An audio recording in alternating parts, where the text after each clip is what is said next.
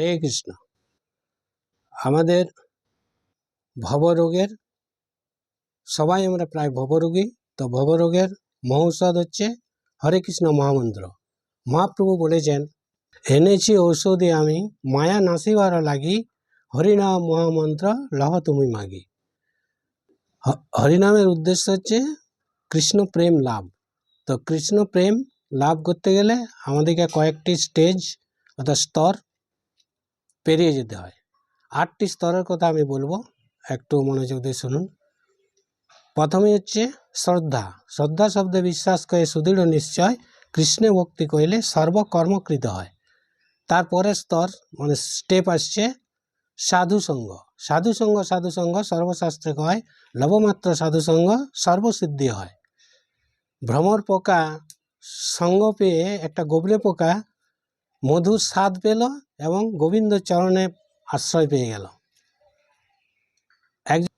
একজন ড্রাইভার বৈজ্ঞানিকের গাড়ি চালাতো। তো বৈজ্ঞানিকের সঙ্গ পেয়ে সে এমন এমন জায়গায় বৈজ্ঞানিকের কথাগুলো ও বলতে শুরু করে দিয়েছে, জ্ঞান।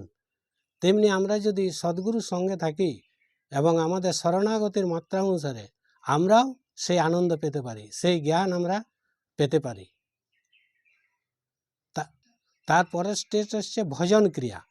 অর্থাৎ যখনই আপনি ভক্তসঙ্গ সাধুসঙ্গ পাবেন, তারা আপনাকে সদ্গুরুর কাছে নিয়ে যাবে এবং আপনাকে বলবে 4টে নিয়ম পালন, 16 মালা জপ, মঙ্গল আরতি ইত্যাদি ভজন ক্রিয়া যখন করবেন, পরবর্তী স্টেপে আপনি চলে আসবেন অনর্থ নিবৃত্তি।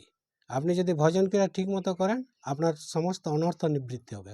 অনর্থ নিবৃত্তির পরেই এর পরের স্টেপ হচ্ছে নিষ্ঠা। অর্থাৎ এক মন্ত্র, এক সন্ত, এক গ্রন্থ। হনুমানের মতো আমাদের নিষ্ঠা বানাতে হবে। হনুমানকে বলেছিল যে রাম এবং কৃষ্ণ এক, তবু তুমি কেন রামই করো, কৃষ্ণ কেন করো না? তো খুব সুন্দর উত্তর দিয়েছিলেন যে শ্রীনাথে জানকী নাথে অভেদ পরমাত্মনি তথাপি মম সর্বস্ব রাম রাজীব লোচন। তাই হনুমানের মতো আমাদের নিষ্ঠা থাকতে হবে এবং নিষ্ঠা থাকলে পরবর্তী স্টেপ হচ্ছে রুচি। আপনি যদি নিষ্ঠাবান হন, আপনার হরিনামে রুচি আসবে, জীবে দয়া নামে প্রেম, অটোমেটিক আপনার নামে রুচি চলে আসবে। আর নামে রুচি হলে আপনার আসক্তি হয়ে যাবে, আপনি নাম জপ না করে থাকতে পারবেন না। এবং এই আসক্তির পরেই আপনার ভাব, এবং এই ভাব হচ্ছে কৃষ্ণ প্রেমের প্রাথমিক অবস্থা, অর্থাৎ এটা 8 নম্বর সিঁড়ি। আপনার ভাব যখনই হবে তখনই আপনার মায়া আপনাকে আর কিছু করতে পারবে না, কারণ আপনি তখন জেনে গেছেন কৃষ্ণ সূর্য সম মায়া হয় অন্ধকার, যাহা কৃষ্ণ তাহা নাই মায়ার অধিকার।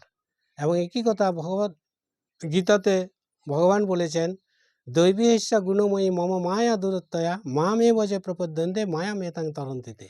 অর্থাৎ আমার মায়া অত্যন্ত অতিক্রম করা অত্যন্ত কঠিন, কিন্তু তবু করা যায়। কি করে করা যায়? যারা আমার প্রতি প্রপত্তি করে, আমার শরণাগত হয়। তো আপনারা যদি শরণাগত হন, অবশ্যই আপনারা কৃষ্ণ প্রেম, এবং কৃষ্ণ প্রেম পেলে কি হয় না, আর আপনার কিছু চাওয়ার বাকি থাকে না, সমস্ত কিছু পাওয়া কৃষ্ণ প্রেমের মধ্যে।